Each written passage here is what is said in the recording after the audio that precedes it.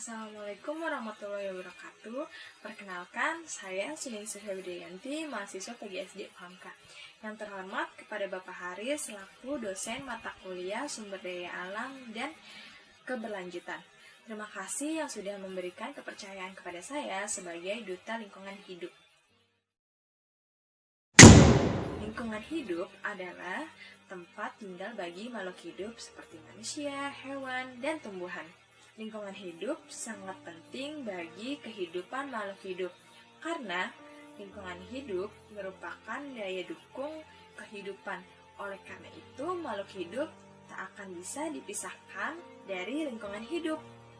Lingkungan hidup dapat rusak dan udara menjadi kotor karena membuang sampah sembarangan, pembakaran sampah, asap kendaraan seperti motor dan mobil, asap rokok, dan limbah pabrik, dan masih banyak lagi. Udara memiliki arti yang sangat penting di dalam kehidupan manusia dan makhluk hidup lainnya. Setiap makhluk hidup membutuhkan udara untuk mendukung kehidupan secara optimal. Sehingga udara merupakan sumber daya alam yang harus dilindungi untuk kehidupan manusia dan makhluk hidup lainnya. Udara sangat penting sebagai alat bantu untuk bernafas. Dengan adanya udara, kita semua makhluk hidup dapat bernafas karena udara menghasilkan oksigen yang bermanfaat bagi manusia dan makhluk hidup lainnya. Kondisi lingkungan dan udara di bumi kita ini sudah sangat memprihatinkan. Tingkat pencemarannya sangat tinggi. Bila tidak segera mengambil langkah yang tepat, dapat dipastikan dalam beberapa tahun ke depan, bumi kita ini akan menjadi tempat yang tidak aman bagi semua makhluk hidup termasuk manusia. Rusaknya lingkungan dan udara di Indonesia ini bukan lagi hal yang baru bagi kita. Jika udara dan lingkungan menjadi rusak, maka manusia tidak akan bertahan hidup dengan lama dan bumi menjadi rusak. Yang menyebabkan lingkungan menjadi rusak adalah karena ulah manusia sendiri, seperti pembakaran sampah, pembakaran pohon, asap kendaraan motor dan mobil, asap pabrik, asap rokok yang merokoknya di sembarangan tempat.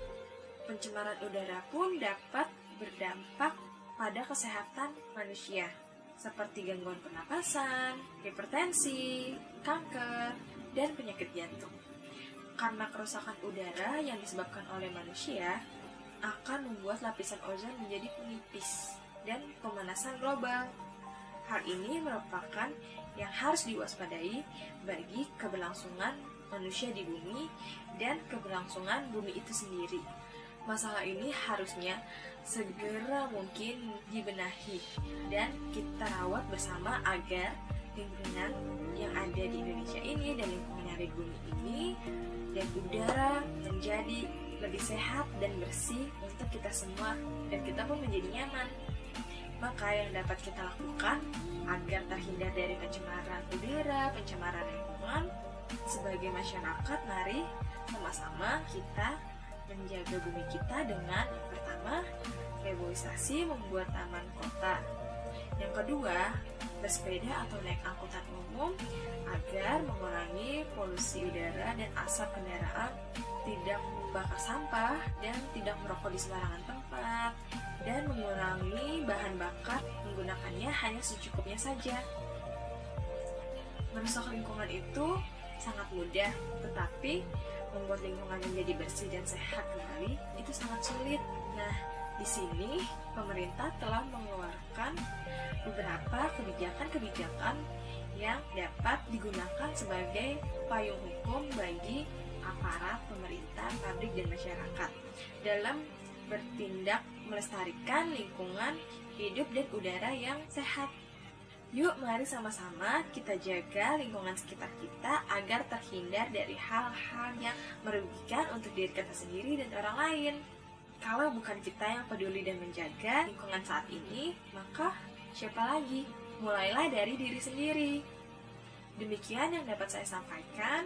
Semoga bermanfaat bagi kita semua akan pentingnya udara yang sehat, udara yang segar, dan lingkungan yang bersih. Terima kasih. Wassalamualaikum warahmatullahi wabarakatuh. Nah pemirsa, persoalan sampah ternyata masih saja menjadi polemik di Indonesia, Kualitas khususnya udara di di ibu kota Jakarta semakin mengkhawatirkan. Organisasi Kesehatan Dunia WHO Masih bicara mengenai lingkungan, mayoritas sungai di Jakarta Bandung Rabu memiliki siang kualitas menemukan air yang tumpukan tidak sampah layak. rumah tangga yang menggunung di aliran Sungai Cibubur.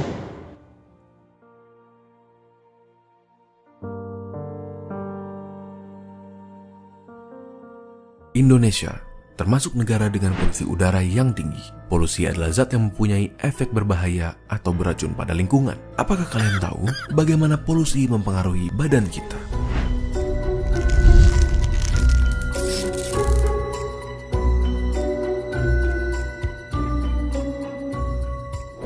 Terdapat dua cara polusi memasuki udara. Yang pertama, pollutant source, di mana polutan berasal dari satu sumber seperti emisi pabrik. Yang kedua adalah non-pollutant source, di mana polutan berasal dari banyak sumber seperti mobil. Terdapat dua jenis polutan, di mana polutan primer adalah polutan yang dapat menyebabkan kerusakan secara langsung atau bereaksi di udara untuk membentuk zat yang merusak, dan polutan sekunder, di mana polutan terbentuk sebagai hasil reaksi antara polutan primer dan komponen udara. Tiga organ utama yang dipengaruhi oleh polusi udara adalah tiga organ yang sangatlah penting: paru-paru, jantung, dan otak. Polutan di udara adalah molekul-molekul kecil yang dapat dengan mudah masuk ke dalam tubuh di saat kita bernafas. Mereka dapat menyebabkan inflamasi di paru-paru yang dapat mengakibatkannya kehilangan kapasitas dan mengurangi fungsinya seiring waktu. Penumpukan polutan ini dapat menyebabkan penyakit pada paru-paru kita seperti asma, emfisema, bronkiolitis, bahkan kanker.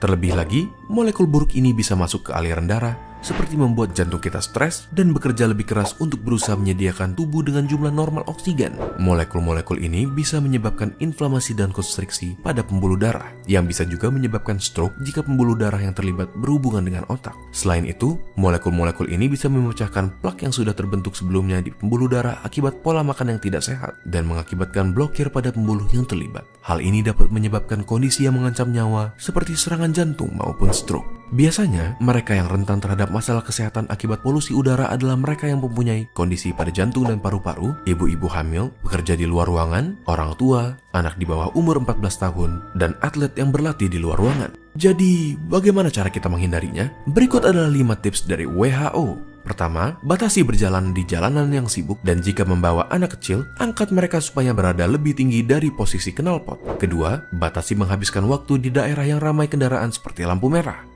Ketiga, jika kalian berolahraga, lakukanlah di daerah yang lebih tidak berpolusi. Keempat, batasi penggunaan kendaraan seperti mobil di hari yang berpolusi tinggi. Dan yang terakhir, jangan membakar sampah karena asapnya dapat merusak kesehatan kita. Mari kita sama-sama melakukan peran kita dalam menjaga lingkungan, agar lingkungan pun bisa menjaga kesehatan kita. Bagikan video ini ke teman kalian untuk ikut mengajak mereka menghargai lingkungan demi kesehatan. Jika ada topik yang kalian ingin kami bahas, kalian bisa tulis di kolom komentar untuk kami lihat. Terima kasih dan sampai ketemu di video berikutnya.